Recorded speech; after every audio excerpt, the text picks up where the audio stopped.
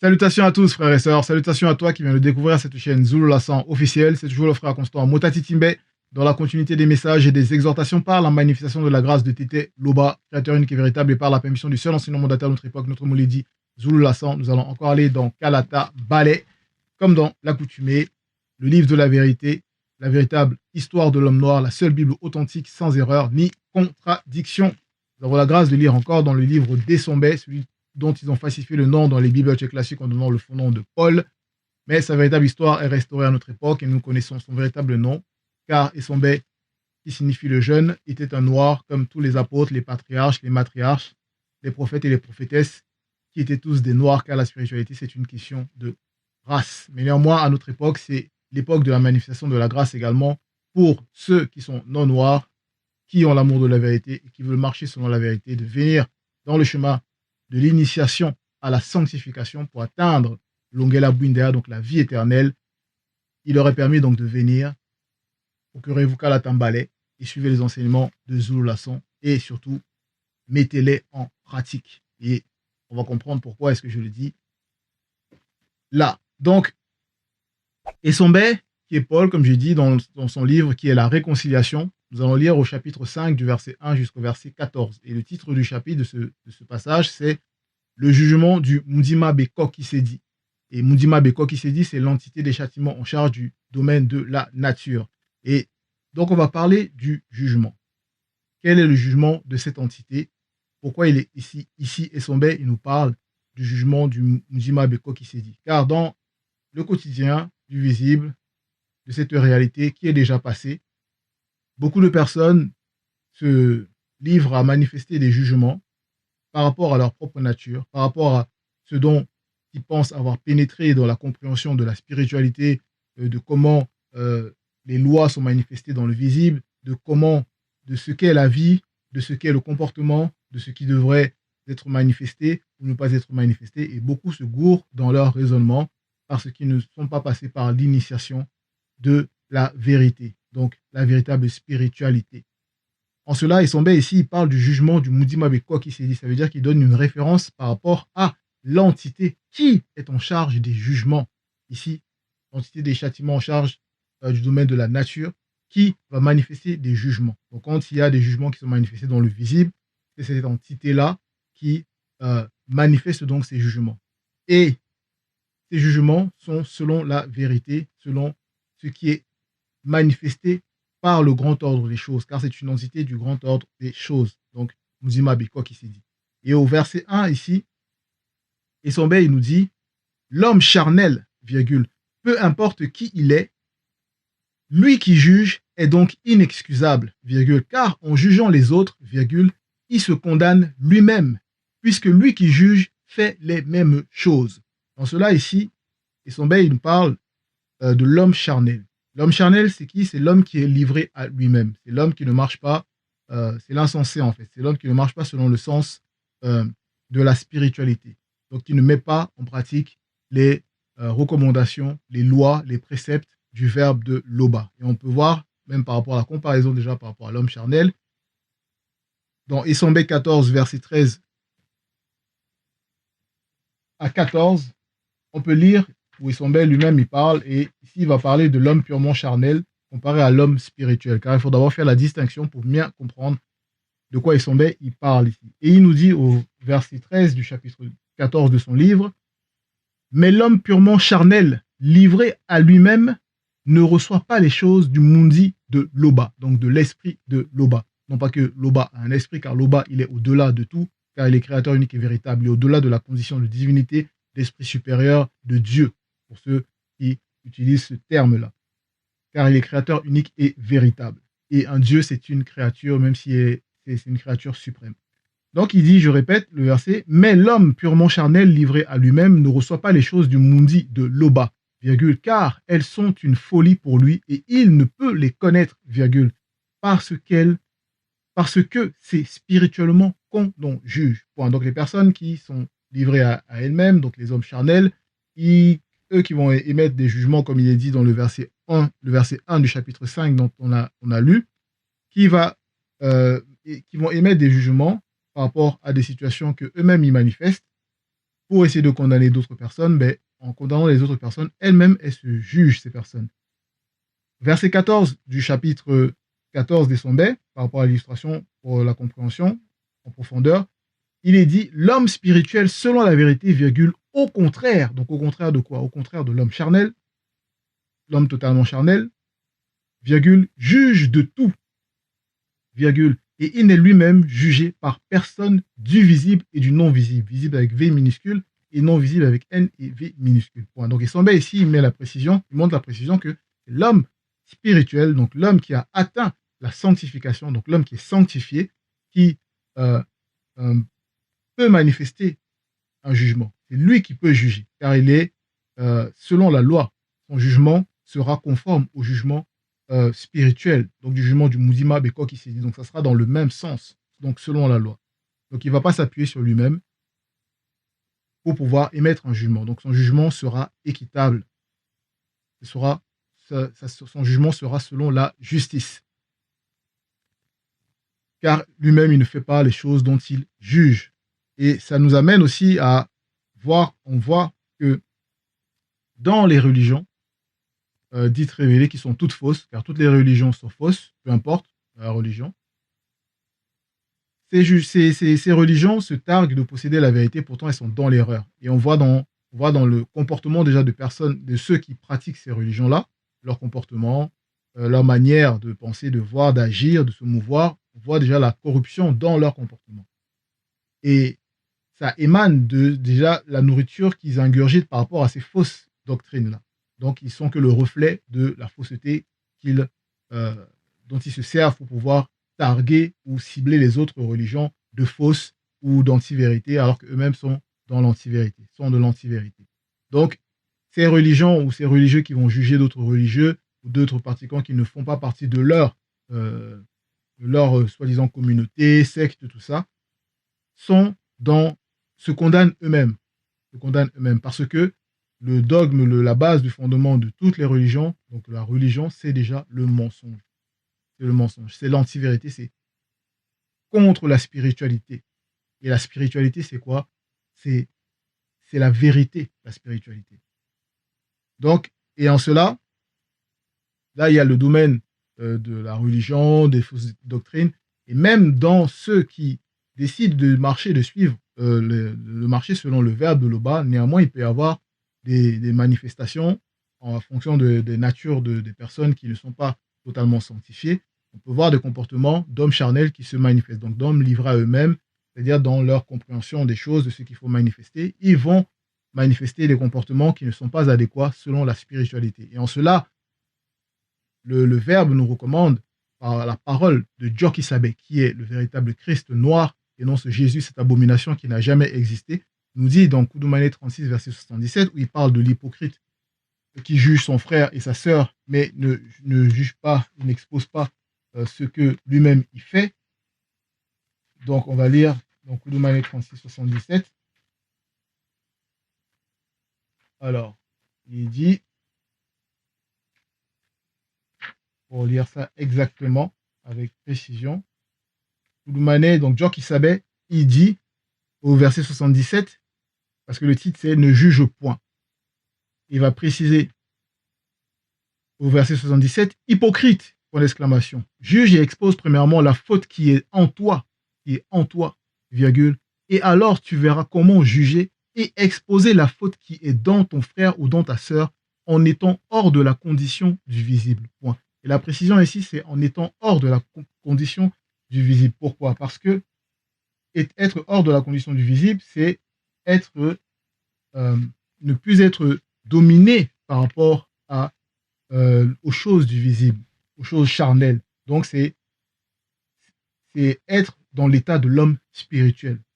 Voilà, c'est être dans l'état de l'homme spirituel, qui, lui, peut juger de tout et n'être lui-même jugé de personne. Voilà.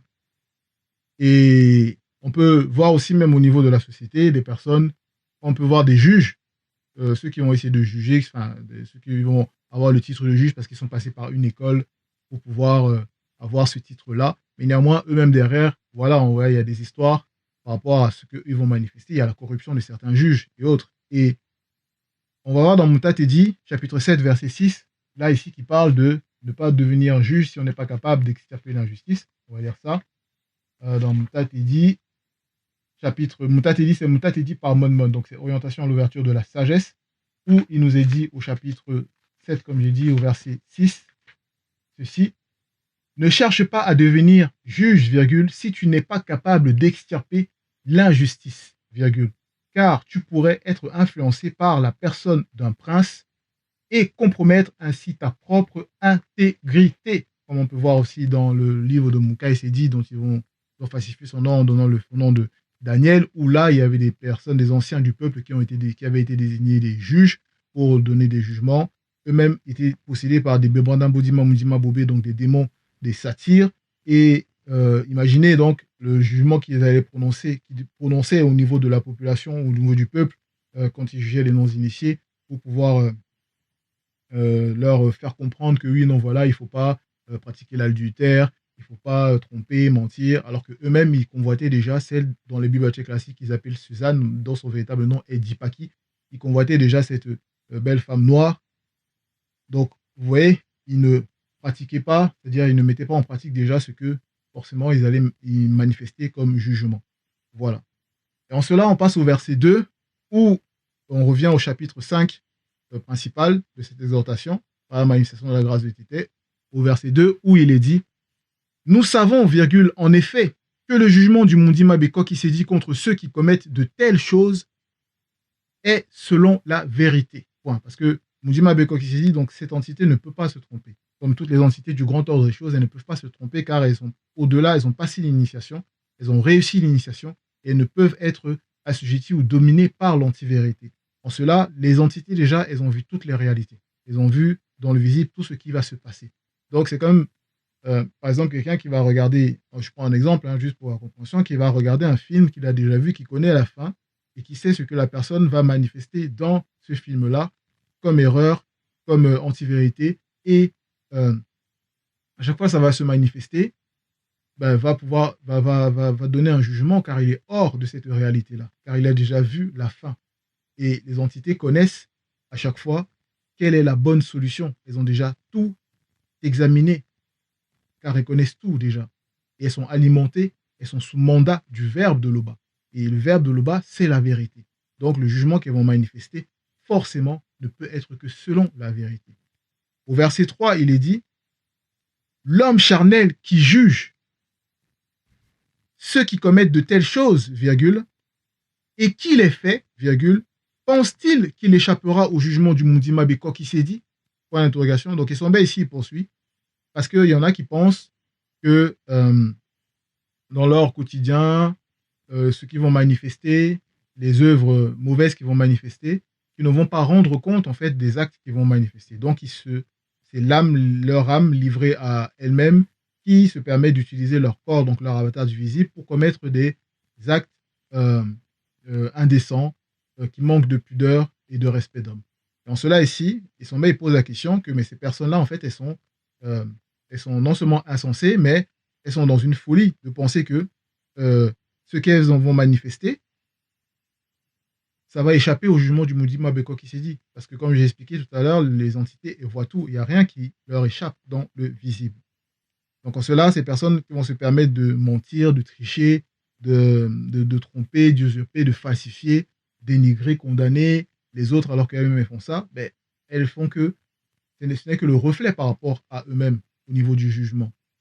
Voilà. Au verset 4, il est dit: où méprise-t-il, donc qui, il, l'homme charnel, où méprise-t-il les richesses de la manifestation de la bonté de l'Oba, bonté avec B majuscule, virgule, la patience envoyée par le Verbe qui est votre salut, avec S majuscule à salut, virgule, ne reconnaissant pas que la manifestation de la bonté de l'Oba le pousse à la repentance, point d'interrogation. Donc dans cette question, il nous dévoile plusieurs réalités et aussi ce qu'il faut faire et comprendre pour pouvoir ne pas tomber dans le piège de l'orgueil quand on est dans une faute. C'est que de comprendre que la manifestation de la bonté de l'Oba dans le visible pousse l'homme qui est dans la faute à se repentir et à voir, entrevoir clairement en se laissant toutefois éclairer sa faute et se repentir. Dans les Bibles classiques, là, vous voyez qu'ils sont dans le faux, car le Dieu des Bibles classiques, des religions, tout ça, il se repent. Donc, ça, la preuve même déjà, c'est la parenthèse, que c'est une créature donc, qui a besoin de se repentir. Vous voyez? Il a besoin de se repentir. Or, Loba, il est au-delà. Et les entités sont même au-delà. Les entités ne peuvent pas se repentir. Car elles sont au-delà de. Elles sont terriblement au-delà de ce qu'on peut imaginer. Voilà. Donc, ici, Esombe nous fait comprendre que c'est la manifestation de la bonté de Loba qui pousse à la repentance. Et il faut considérer, respecter, accepter cette manifestation de la bonté dans le visible. Car le fait d'être orgueilleux, ça ferme la porte à la repentance. Donc, il ne faut pas mépriser les richesses de la manifestation de la bonté de Loba. Comme il est dit dans Mutatili 17.5, quand quelqu'un est dans la faute, il va essayer, quelqu'un qui est dans la faute, livré à lui-même, à cause des portes d'entrée et tout ça, il va essayer de se justifier devant le verbe de Loba, comme il est dit dans Mutatili 7.5.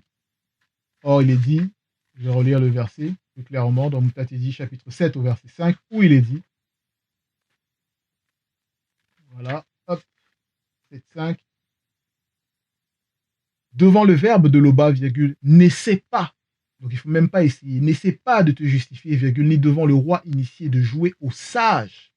Voilà, il ne faut même pas essayer de se justifier. Donc, il faut juste accepter, reconnaître sa faute, et demander pardon sincèrement et avancer dans le chemin de la sanctification. Verset 5, il est dit, mais, virgule, par son endurcissement et par son cœur impénitent, donc toujours endurci, incorrigible, c'est-à-dire des personnes qui demeurent dans leur faute, on va voir plus en profondeur, il s'amasse un trésor de colère pour le jour de colère, pour le jour de la colère, de la manifestation du juste jugement des entités mystérieuses en charge des jugements conscients, virgule, qui rendront à chacun selon leurs œuvres, réservant l'ongela bundia, la vie éternelle, à ceux connus qui, par la persévérance à bien faire, virgule.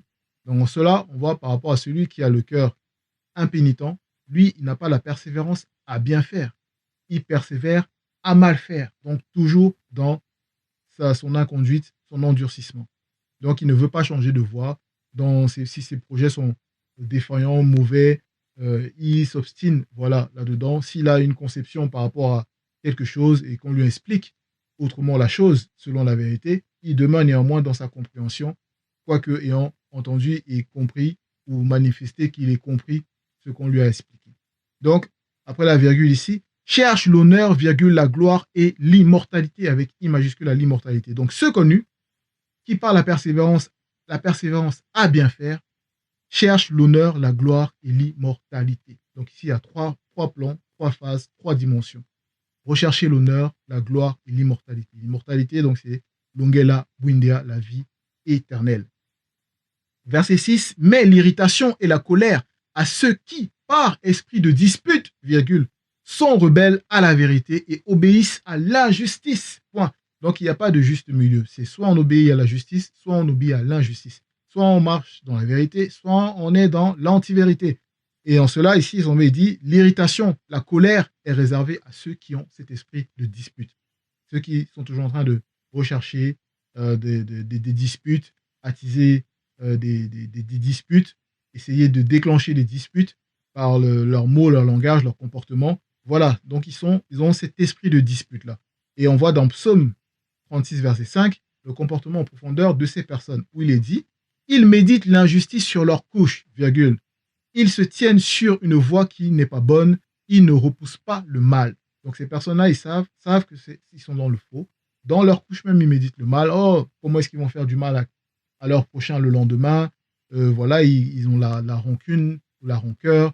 Et ils sont toujours en train de méditer, d'échafauder des plans pour pouvoir essayer de faire tomber, de faire chuter les autres. Voilà, ces personnes-là sont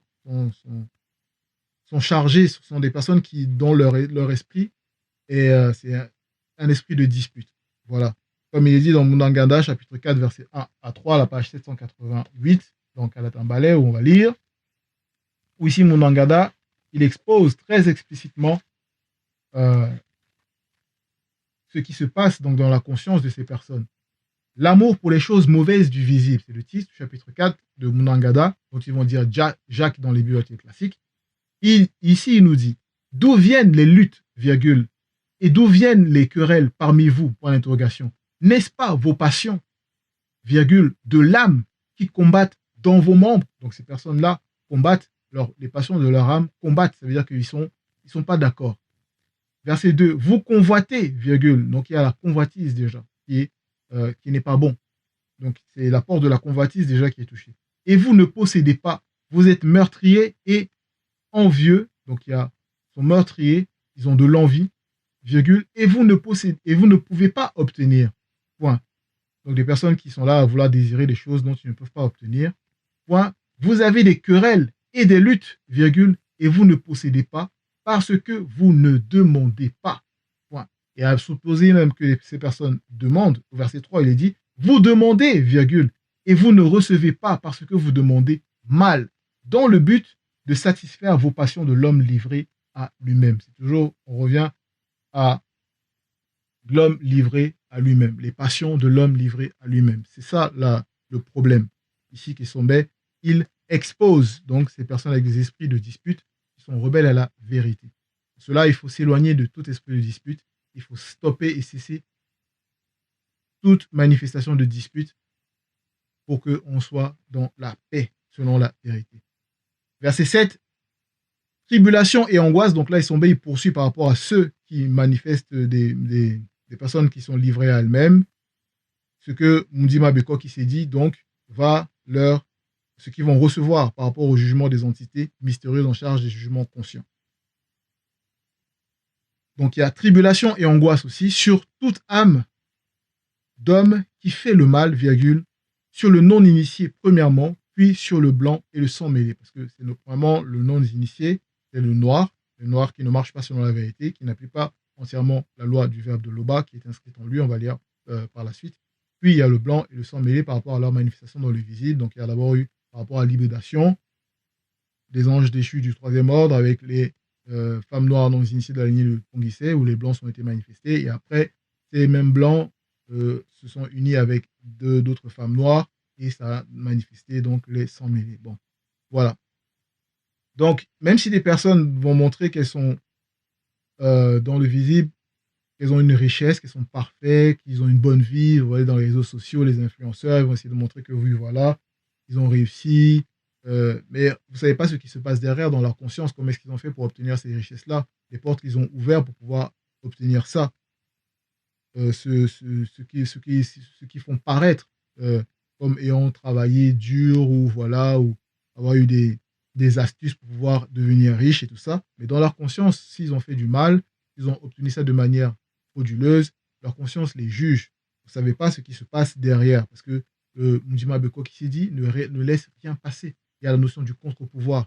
Donc, ces personnes-là, livrées à elles-mêmes, elles sont toujours dans la tourmente. Il y aura la tribulation, elles sont toujours dans l'angoisse de perdre leurs biens, d'être vues au niveau de la société, voilà, d'avoir toutes ces choses, de toujours convoiter pour demeurer dans leur état de vie, leur routine de vie. Bref, un exemple.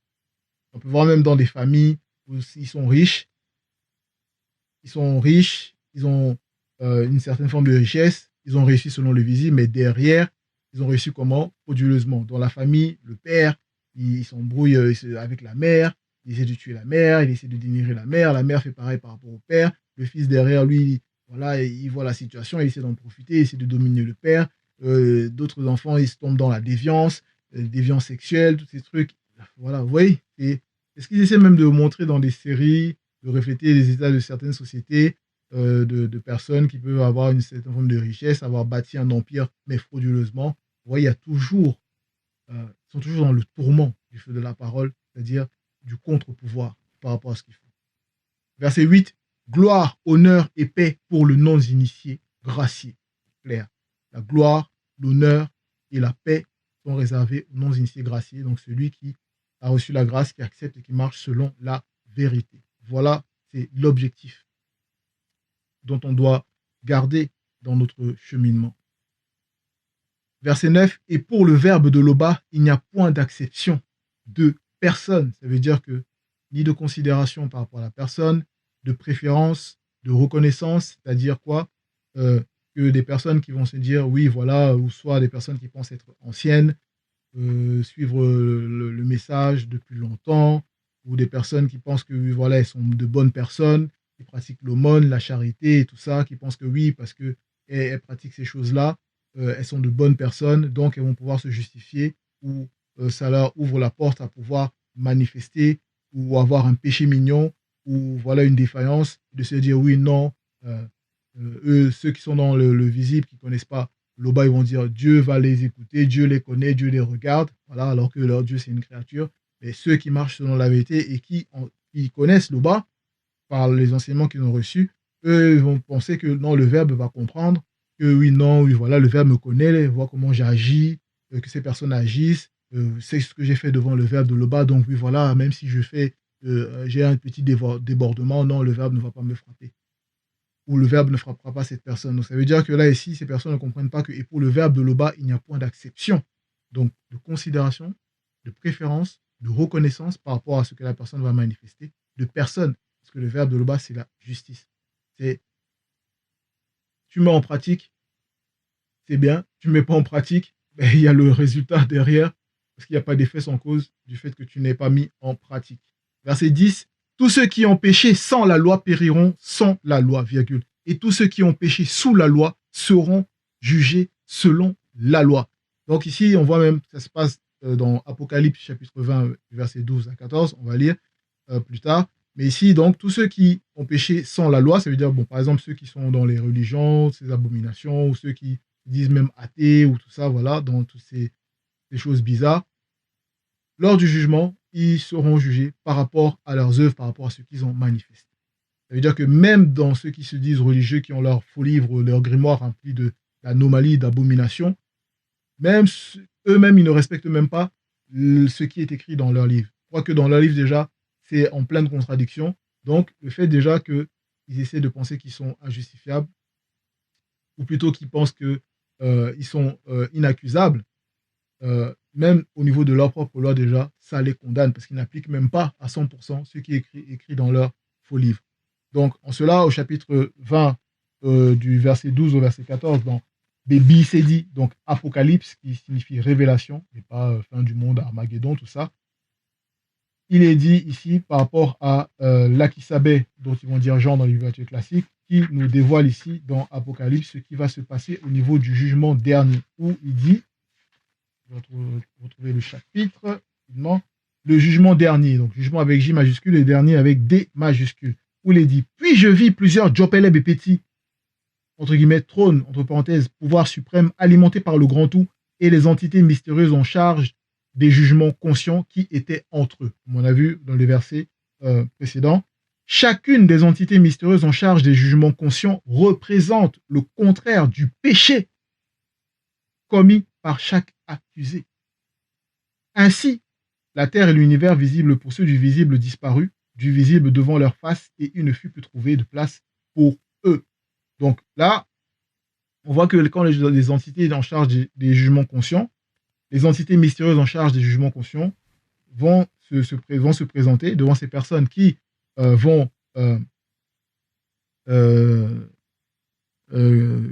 n'ont pas péché, enfin qui ont péché sans la loi.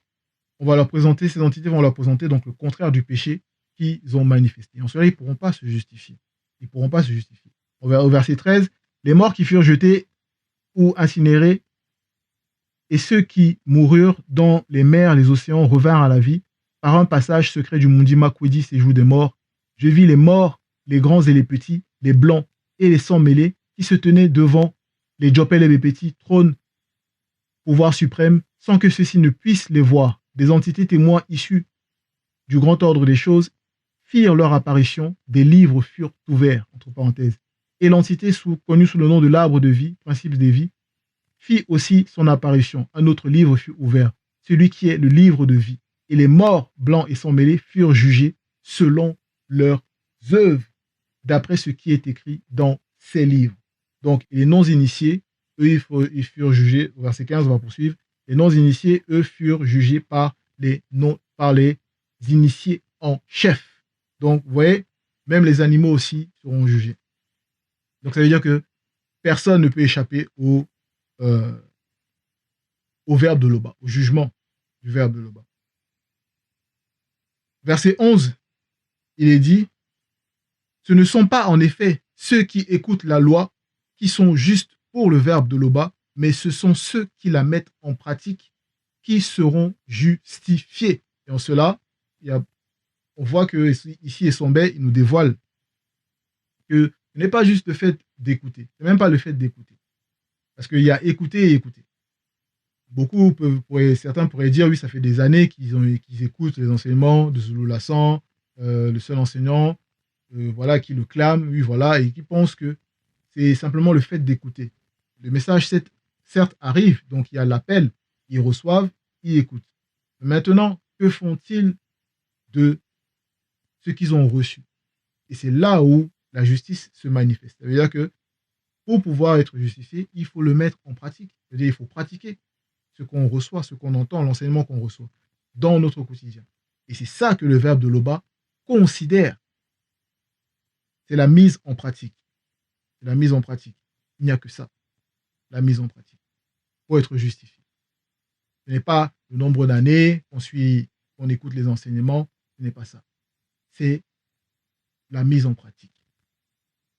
Verset 12, les non-initiés n'appliquent pas totalement la loi divine, et divine avec des majuscules, virgule, qui est inscrite dans l'esprit de tout homme noir, virgule. Donc, Essombé ici donne encore une révélation.